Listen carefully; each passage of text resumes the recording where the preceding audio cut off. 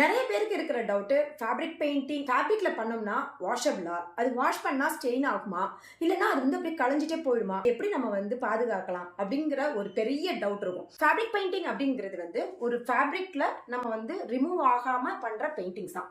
அதை வந்து கண்டிப்பா நம்மளால பாதுகாக்க முடியும். அது வாஷ் பண்ணாலும் அது வந்து போகவே போகாது. அதை பாதுகாக்கிறதுக்கு ஒரு சில விஷயங்கள் இருக்கு. அது ஒண்ணுமே இல்லைங்க. இப்போ நான் வந்து ஒரு சில்க் காட்டன் பிளவுஸ்ல டான்ஜோ ஸ்டைல்ல இருக்கிற ஃபேப்ரிக் பெயிண்டிங் பண்ணியிருக்கேன். இதுல யூஸ் பண்ணியிருக்கிறது எல்லாமே அக்ரிலிக் கலர்ஸ். இதுல வச்சு ஸ்டோன்ஸ் வச்சிருக்கிறது எல்லாமே fabric clue and 3D outliner. இதை எப்படி நம்ம மெயின்டைன் பண்ணணும் அப்படின்னா, இந்த பெயிண்டிங் பண்ணதுக்கு அப்புறம் ஒரு 1 டே ஃபுல்லா ட்ரையா விட்டுட்டு பேக் சைட்ல திருப்பி நல்லா அயன் பண்ணிடுங்க. ஸோ ஒன்ஸ் நீங்க அயன் பண்ணிட்டீங்க அப்படின்னு சொன்னா பாத்தீங்கன்னா தெரியும், ஃபேப்ரிக்கோடைய பேக் சைட்ல அந்த பிரிண்ட் விழுந்த மாதிரி இருக்கு. ஸோ இது என்ன உங்களுக்கு காமிக்குது அப்படின்னு பாத்தீங்கன்னா, நீங்க வாஷ் பண்ணீங்கனாலும் அது நூலோட உள்ள அந்த பெயிண்ட் போயிடுச்சோயே கண்டிப்பா ரிமூவ் ஆகாது. இதே மாதிரி நிறைய டிப்ஸ் தெரிஞ்சுக்கிறதுக்கு நம்மளோட இன்ஸ்டாகிராம் பேஜை ஃபாலோ பண்ணிக்கோங்க.